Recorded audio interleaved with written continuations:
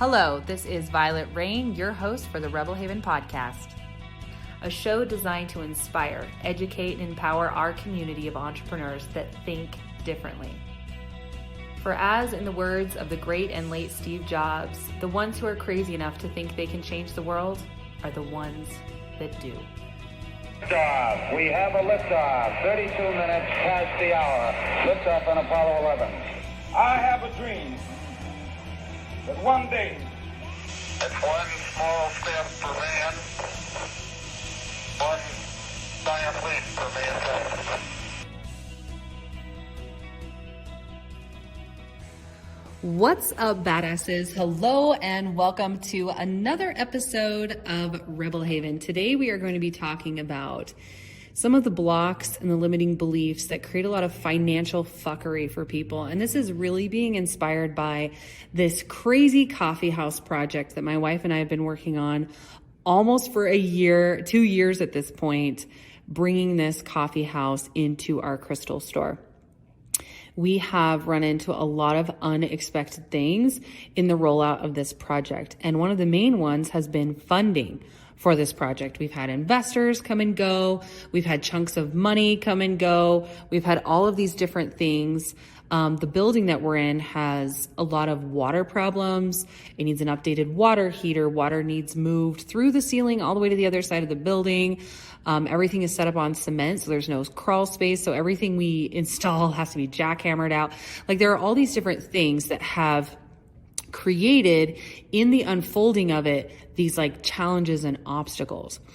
And the truth is between us and any goal that we want to reach, right, there's going to be obstacles. And some of them are physical, like, a cement floor, and other are mental. But the truth is it all comes back to mindset. The two different financial fuckery blocks that we're going to be talking about today come into the mind and create a lose-lose situation that completely blinds us to the very obvious steps we could be taking, resources we could be utilizing to bring it into existence, to bring it into materialization sooner. So this is really being inspired by my own universal 2x4 upside the head, recognizing and realizing that these two blocks have existed and been in the back of the mind and actually hijacking and preventing the movement forward or the way forward that's there, that's so obvious. And I know that if this is happening with me, there's somewhere in your life that you are being blocked by these two financial fuckery limitations of the mind. So let's just jump in and talk about them. So the first one is the life purpose saboteur. Oh my gosh, have I seen this so many times. So what is the life purpose saboteur? This is the story that people tell in their minds when they're getting ready to pursue something, where they'll say, I don't know if this is what I want to do for my career forever. I don't know if this is my life purpose or not. So people will walk away from a trade where they've just been certified or qualified to now do something for like $75 an hour, for example, being a nail technician, a draw groomer, or a life coach. And they'll say, I don't know if this is my life purpose. And they'll abandon that initial plan or vision and go work in fast food for $14 an hour in an undesirable environment with no freedom, justifying doing this as some sort of enlightenment or intuitively driven or guided decision, when really they're just scared shitless and avoiding facing their own bullshit beliefs and limited thinking. That's a lot. So what this looks like and how this plays out is people will get certified in dog grooming or being a nail technician or go through the life coaching certification or become a real estate agent. And before they actually cash out on their initial investment, they will talk themselves out of it, justifying it with some sort of enlightened new age, whatever. And they'll say, well, I'm not sure if this is what I want to do forever. So they'll just walk away from it. Now, I want to be clear as I'm saying this, we're kind of walking a tightrope with the balancing of the polarity here. I do not believe that if you are, for example, my ex-husband, we were in law school, and by we, I mean he was in law school, but I was supporting that process, energetically, financially, all the things, right? we were in law school and he decided he absolutely hated it, did not want a law degree, had no desire to have anything to do with it. So rather than continue to go to school, spend all the hours and the money, walked away in the middle of that semester and launched his web design business. And he now makes a beautiful income, self-taught as a web developer. So I'm using that example to say that I'm not saying if you absolutely hate something and it's harming you to not quit. But what I am saying is a lot of people take themselves out of the game because the intermediate step, which is as close to their goal as they can get right now, they say no to it. They shut it down and they turn it away because it's not shiny enough, it's not bright enough, they've lost excitement about it. And so they'll actually take a pay cut. Like I said, we're talking as a nail tech, maybe making $75 an hour, or as a life coach, $75 an hour. And they'll say, I don't know if this is what I want to do for my life purpose. I'm going to go back and work for the man. But again, this is all just a mask. This is all just an avoidance tactic to avoid facing their real insecurities. Because wouldn't you rather be making $75 an hour while you're figuring out your life purpose than $14 an hour? Wouldn't you rather make $75 an hour and make your own schedule while you're figuring it out rather than work $14 an hour and be, a slave to somebody else's system and scheduling? Again, this is a huge, huge saboteur that I see. And now as I'm saying it to you, begin taking a look at where this might be showing up for you. Where are you not giving yourself an intermediate step in the direction of abundance or the direction of, a clean home? Like that's another great example. It's like, if we can't go all the way and if it's not our ultimate purpose, we won't give it to ourselves right now. So people will literally sit, it's like an eddy in the river, in indecision and rehashing and overthinking for years and years on end. I have seen this so many times. There'll be people I've done consults with, 4 years ago that are still connected to me online. I'm still friends with them or I know them socially. And they'll have said like, I know that this is something I meant to do, but I'm not doing it for the next year and a half, or I'm not doing this or whatever. And they will overthink because they're not willing to take the next step. So bringing this full circle back to the coffee house, because we've had these big, huge plans that included like a bathroom remodel and a full rehaul of moving the water all the way over to the other side, we haven't yet explored or opened into any of the other menu items that we could technically start offering right now out the gate. There are things that we could be doing as an intermediate step, but yeah, the drive-through won't be put in. Right? The big espresso machine won't be in yet. We'll be doing and not subsidizing, but kind of taking little intermediate steps and starting to provide different beverages and food and stuff out of the healing center right now for all of the clientele that's currently in here, right? We have tattoo artists in here across the street. We have a huge nail studio where we could just do walk-in, send our employees over there to take orders, come back, fulfill and make the drinks, or get together whatever it is that they purchase and take it over there to them right now. Now, this is a much smaller step than initially we were thinking, right? The initial vision was an $85,000 remodel and launch of the brand and the company with the full Monty, right? And because of the lack of willingness in the brain, or the way that the brain just takes us out of the game before we even start, it's absolutely crazy how we'll block ourselves. And one of the things, again, that really started helping me to see this in myself is working with my children in homeschool. So my kids in homeschool, if they don't know the answer right now and they're not going to be able to complete an assignment in 5 minutes, they just won't do it. Right? It's like they throw the whole thing out because this little element is too hard or too overwhelming or not quite exactly what they wanted. It's like someone says like, oh, I need to buy a new car. I want to buy a new car. But because I'm not ready to pay for, the $150,000 car, I'm not going to give myself the $15,000 upgrade and quit driving, the car that's always in the repair shop or whatever. It's this block inside of the mind where it will literally throw everything else out because it's not the ultimate. It's like a hijack. I name it the life purpose saboteur, or the ultimate saboteur, which is like, if I can't have it all the way, then I'm not going to have it at all. And we take ourselves out of the game so much with this. And this transitions really beautiful into the second financial fuckery block that I wanted to talk to you guys about today. And I call this one the resourcefulness hijack. This is a scarcity accusation hijack where there's been created a hierarchy in the mind about what actions and what levels of resourcefulness are better, shinier, more abundant, more advanced, more intelligent, etc. And what this does is it puts us in a state of judgment and criticism where we go to war with ourselves rather than just allowing things to unfold naturally. So what does this look like? Resourcefulness hijack. This hijack is one that's derived from our ego. I've seen a lot of spiritual teachers or mindset leaders out there perpetuating this hijack.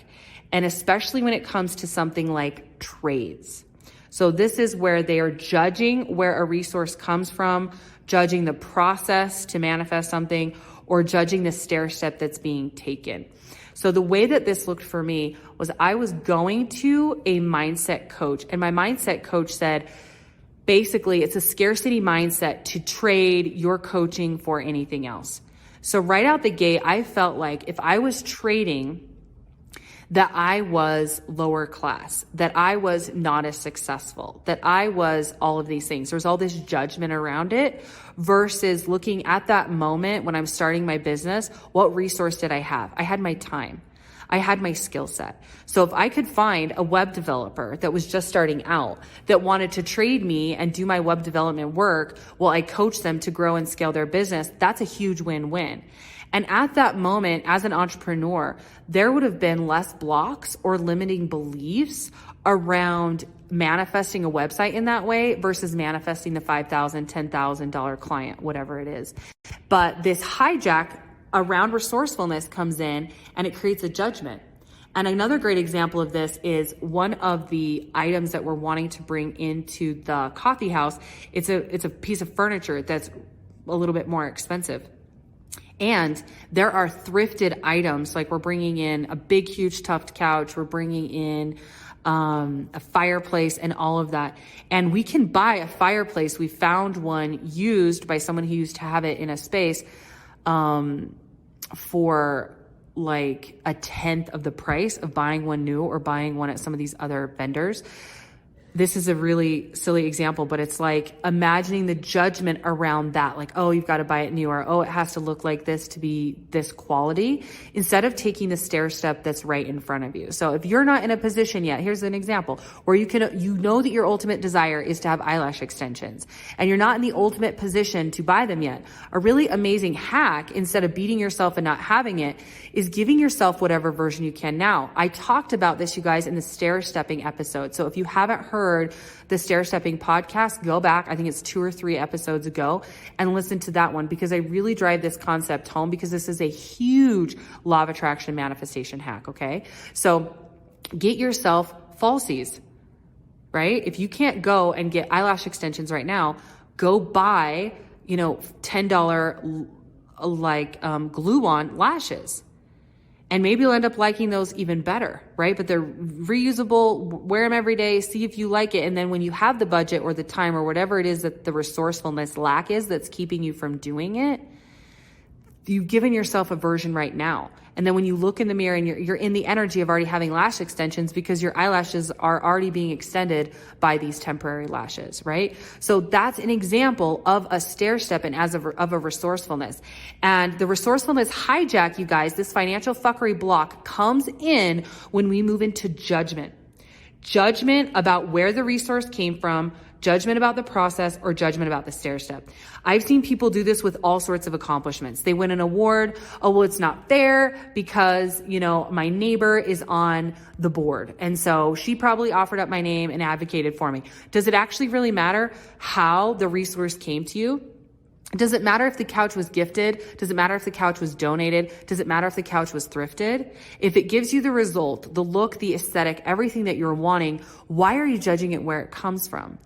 So if this resourcefulness hijack is resonating for you, and this is something you're like, oh, I can see that I have that. I have judgment about where it's coming from and how it came to me. You are blocking the stair-stepping unfolding that could bring your desire to you faster and closer and sooner, because you are in judgment about it. So if you are resonating with these blocks and you can see the way that you've inhibited you, I want to invite you to reach out and get yourself booked for a business alignment assessment. This is a one-time session that I do. It's only $125. Again, you only get one of them because to coach with me ongoing, my consulting rate is much higher than that per hour. But again, this is an introductory assessment for us to take a look at where your business alignment really is right now and what are those major blocks that are really tripping you up, and kind of roadmap it out. Now, when we roadmap it out, I can assist you in implementing and executing on your roadmap, staying to it, staying in the mindsets with it. And that will be something we'll discuss near the end of this session. But the initial point of this session is a diagnostic to take a good look at where your business alignment is. So I am opening up a couple of spots for that right now. Reach out, get you a link, and you can get booked and get scheduled, or my assistant will get it to you. And you can take a look at where these financial fuckery blocks are and what you get to do. What's really fun is the minute that you remove a block, all of a sudden resourcefulness, ideas, insight starts flowing in. It's almost like pulling the cork on the wine bottle. It's like once that's done, the party can get started. But while everything's all corked up or blocked up, you can't. Nothing's really flowing. Ideas are really getting shot down before they even make it fully to your conscious awareness. And so there could be lots of resources, opportunities, ideas, hacks, tricks, marketing ideas, launch plans that you could be implementing right now, but you can't see them because you have some of the financial fuckery blocks there in your mind. So as we wrap this up, I want to really drive home the fact that your mindset is the foundation for every decision you make in your life, everything that you manifest in your life. So when you go into your mindset and you make these tweaks, you take a look at, where am I in the life purpose saboteur? Where am I making the decision so extreme or to have such a high level of intensity and weight and pressure on it that I'm not allowing the natural unfolding? Where am I actually taking myself out of the running for doing work I would enjoy more now, making more than I'm making more now, all because I am being too stingy, strict, specific about how, when, where it shows up, instead of allowing my belief to grow, evolve, and expand and unfold with my own personal progression along the path. It's really about meeting yourself where you're at now, honoring where you're at now, and not being in any judgment. I shared this again on the Stair Stepping podcast. There's so many similar themes coming through with this right now, which is if you're not willing to get 4 views on something or 100 views on something, what makes you think that you're going to be in appreciation of 1 million views? Because those 4 views, those 100 views are the seeds that grow the trees, that bear the fruit of the millions of followers. So not minimizing one post, one podcast, one YouTube, one product poster, not minimizing those things, but instead seeing those things as the very seeds that are growing the trees of the empire that's going to be overflowing in abundance and feeding yourself and your children for generations to come. It starts with a simple seed. It starts from being willing to take a look at where you are buying into the lies and the stories of the life purpose saboteur or the resourcefulness hijack. With that, I'm sending you guys a lot of love. I look forward to those of you who will be reaching out to book, and we'll talk to you again really soon.